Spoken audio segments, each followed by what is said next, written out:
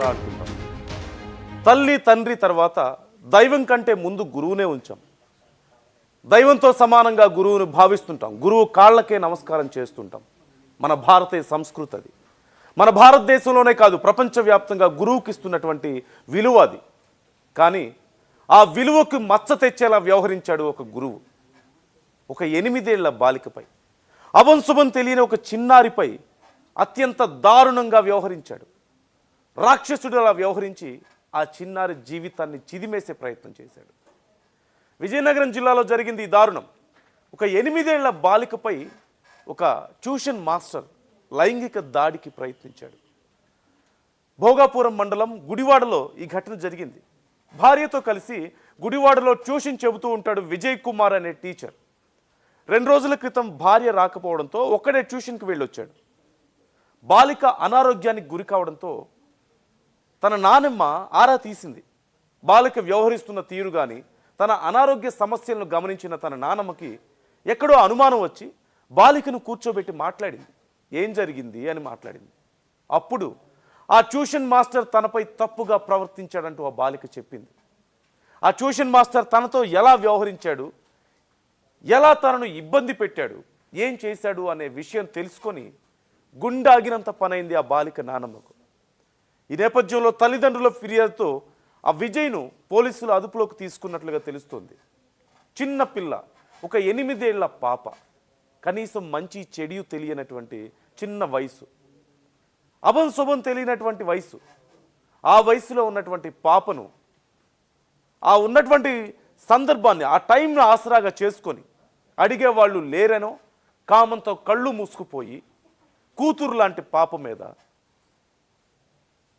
ఒక టీచరే ఇంత దారుణానికి ఒడిగట్టాడంటే పరిస్థితి ఎంత దారుణంగా ఉందో అర్థం చేసుకోవచ్చు. ఆ పాపకేం తెలుసు, ఏం జరిగిందో తెలియదు, ఎలా చెప్పాలో తెలియదు, తనకి బాధున్నా ఎలా వ్యక్తం చేయాలో తెలియదు. ఆ భయంతో, బాధతో ఆ పాప ఆరోగ్యం క్షీణిస్తుంది, ఒంట్లో బాగుండడం లేదు. కానీ తల్లిదండ్రులకి అర్థం కావడం లేదు. డాక్టర్స్ దగ్గరికి తీసుకువెళ్తున్నారు, ఏం జరుగుతుందో తెలియడం లేదు. ఈ నేపథ్యంలో నాన్నమ్మకి ఎందుకో అనుమానం వచ్చింది. ఏం జరిగింది అని అడిగినా సరే చెప్పలేదు పాప. చిన్న పాప కదా, చెప్పుకోలేదు. ఏం జరిగిందో తనకు తెలియదు. అంటే జరిగింది తప్పో రైటో కూడా తనకు తెలియని పరిస్థితి కదా. కానీ నిదానంగా కూర్చోబెట్టి మాట్లాడితే, ఏం జరిగింది, నీకు ఒంట్లో బాగుండడం లేదు, నువ్వు సరిగా ఉండడం లేదు, ఏం జరిగింది అనే చిన్న పాపని నిదానంగా అడిగి ఒక్కొక్కటి ప్రశ్నలు వేస్తూ వెళ్తే అసలు విషయం అర్థమైంది. ఆ రాక్షసుడి రూపం, ఆ టీచర్ రూపంలో ఉన్నటువంటి ఆ రాక్షసుడే తన పాపను ఇంత దారుణంగా అత్యాచార యత్నం చేశాడని తెలిసి, ఒక 8 ఏళ్ల పాప మీద ఇలాంటి దారుణానికి ఒడిగట్టాడని తెలిసి ఆ కుటుంబం అంతా షాక్కు గురైంది. ఆ టీచర్ మీద ఆగ్రహంతో ఊగిపోయింది. కానీ ఆ రాక్షసుడు చేసిన పనికి చట్టాన్ని తమ చేతుల్లోకి తీసుకోవడం ఇష్టం లేక చివరికి పోలీసులను ఆశ్రయించారు. తల్లిదండ్రుల ఫిర్యాదుతో విజయ్ అనేటువంటి ఆ ట్యూషన్ టీచర్ను పోలీసులు అదుపులోకి తీసుకున్నారు. కఠిన చర్యలు తీసుకోవాలంటూ కోరుతున్నారు.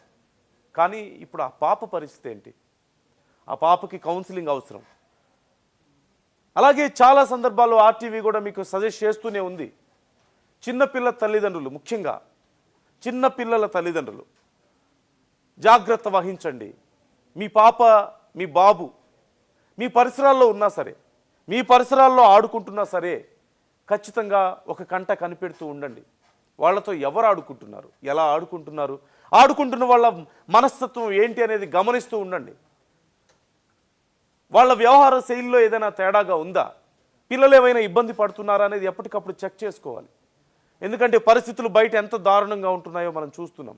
అది నెలల పాపన, కొద్ది 4 ఏళ్ల, 8 ఏళ్ల, 10 ఏళ్ల అనే తేడా లేదు బయట ఉన్న రాక్షసులకు. పాకిస్తాన్లో జరిగినటువంటి ఘటన ఈ మధ్య మనం చూసాం. సీసీ కెమెరాలో రికార్డ్ అయింది కాబట్టి కనీసం అలాంటి ఒక దుర్మార్గాలు బాలికల మీద జరుగుతున్నాయని మనం గమనించాం. జాగ్రత్త పడాలని తెలుసుకున్నాం. కానీ కొన్ని సందర్భాల్లో తండ్రి లాంటి వయసు ఉన్నటువంటి వ్యక్తే కదా, తండ్రిలా చూసుకుంటాడు కదా అని నమ్మితే కూడా మన పిల్లలకు సేఫ్టీ లేకుండా పోతుంది. పాకిస్తాన్లో ఈ మధ్యకాలంలో బయటపడినటువంటి ఘటన గురించి మనం ప్రత్యేకంగా కంపల్సరీగా చర్చించుకోవాలి. దారిలో ఆడుకుంటుంది ఒక చిన్న పాప, అక్కడ ఆడుకుంటూ ఉంటే, ఒక 4-5 ఏళ్ల పాప ఆడుకుంటూ ఉంటే దారిలో వెళ్తున్న వ్యక్తి చుట్టూ ఎవరూ లేరని గమనించి ఒక్కసారిగా ఆ పాపను పట్టుకొని ఆ పాప పట్ల వ్యవహరించినటువంటి తీరు ఎంత రాక్షసత్వంగా ఉందో మనందరికీ తెలిసిందే.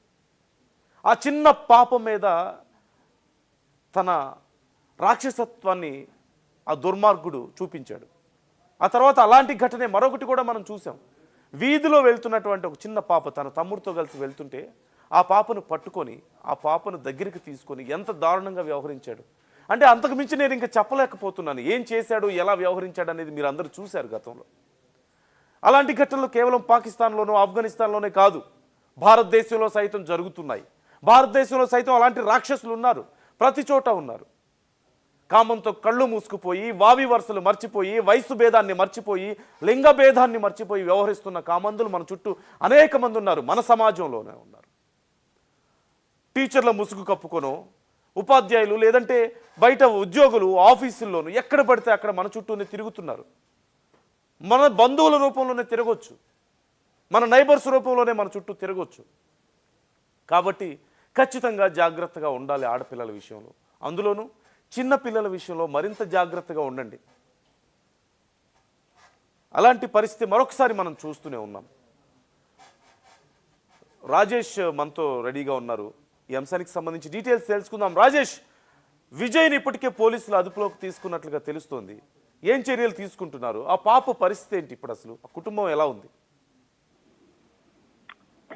నిజంగా చెప్పాలంటే ఇటువంటి ఘటన చాలా అమానుషమైన ఘటన చెప్పాలి. అయితే ఈ యొక్క బాలికపై ఈ ట్యూషన్ మాస్టర్ అత్యాచార ప్రయత్నం అయితే చేశారని చెప్తున్నారు. కానీ బట్ చూసుకుంటే అక్కడ పోలీసులు కూడా ఎంకరేజ్ చేశారు. వాస్తవం అయితే తేలింది. వెంటనే పోలీసులు కూడా ఏదైతే ఆ ట్యూషన్ మాస్టర్ ఉన్నారో అతను వెంటనే అరెస్ట్ చేసినటువంటి పరిస్థితి కూడా కనిపించింది. ఎవరైతే ఈ విజయ్ కూడా విజయనగరం జిల్లాకు సంబంధించిన విజయనగరం పట్టణంలోనే నివాసం అయితే ఉంటూ ఉంటారు అని చెప్తున్నారు. అయితే ముఖ్యంగా మనం చూసుకుంటే ఇటువంటి ఘటన అయితే చాలా అమానుష్యంగా కనిపిస్తుంది. ఆ గ్రామస్తులకైతే ఇది యాక్చువల్ గా మన శనివారం నాడు సాయంత్రం అయితే జరిగింది. ఆ శనివారం సాయంత్రం జరిగితే ఆ పాప అనుమానంతో ఉండి సైలెంట్ గా ఉంటుంది, ఎప్పుడు లేనట్లయితే మొత్తం కొత్తగా కనిపిస్తుంది పిల్ల అని చెప్పేసి వాళ్ళ నాన్నమ్మ అయితే అలా చూస్తున్నప్పుడే తరుణంలో ఏం జరిగింది ఏంటి అనేది అక్కడికి అడిగేసరికి అయితే జరిగినటువంటి విషయం అయితే చెప్పేసరికి అయితే ఒక్కసారిగా నివ్వెరపోయినటువంటి పరిస్థితి మనకు కనిపించింది. అయితే ఒక తండ్రి స్థాయిలో ఉన్నటువంటి ఒక టీచర్ ఇటువంటి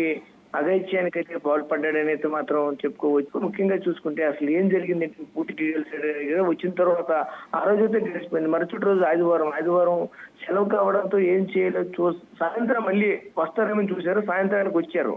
నిన్న సాయంత్రం అయితే వచ్చి అప్పుడు కూడా కనిపించలేదు. మళ్ళీ చూసేసరికి నిన్న సోమవారం సాయంత్రం మళ్ళీ ట్యూషన్కి అయితే వచ్చారు. అదే సమయంలో అప్పటికే ఆ గ్రామస్తులు ఉన్నటువంటి ఆ వీధిలో ఉన్నటువంటి కొంతమందికి అయితే ఈ విషయం తెలుసుకుని ఎప్పుడైతే విజయ్ కుమార్ టీచర్ వస్తారని ఎదురు చూసి వచ్చిన వెంటనే పట్టుకుని అయితే దేహశుద్ధి చేసినటువంటి పరిస్థితి కూడా కనిపించింది. ఈ ఘటన అయితే బాగాపురం మండలంలో గ్రామంలో అయితే చోటు చేసుకున్న పరిస్థితి కనిపిస్తుంది. నందు ప్రస్తుతం ఈ యొక్క ఘటనపైన అయితే మాత్రం పోలీసులు కూడా చాలా సీరియస్ గా వ్యవహరిస్తున్న పరిస్థితి కనిపిస్తుంది. వెంటనే అదుపులో తీసుకుని చట్టపరమైన చర్యలు కూడా ఒకవైపు తీస్తున్న పరిస్థితి కనిపిస్తుంది. Right, thank you Rajesh, thanks for the details. మొత్తం మీద ఈ ఘటన ఇప్పుడు ఆ చుట్టుపక్కల ప్రాంతాల్లో చర్చనీయాంశంగా మారింది. స్కూళ్ళకి, ట్యూషన్లకి, కాలేజీలకు వెళ్తున్న తమ పిల్లల జాగ్రత్త మీద, తమ పిల్లల భద్రత మీద మరొకసారి అనుమానాలు లేవనెత్తుతున్నటువంటి పరిస్థితి, మరొకసారి తరచి చూసుకోవాల్సిన పరిస్థితి అంతా సేఫ్గా ఉందా లేదా అని. కాకపోతే ఆర్టీవీ మీకు ఒక్క విషయాన్ని క్లియర్గా చెప్తోంది, తల్లిదండ్రులు అందరూ గమనించాల్సిన విషయం. మీ ఇంట్లో చిన్నపిల్లలు ఉన్నారా?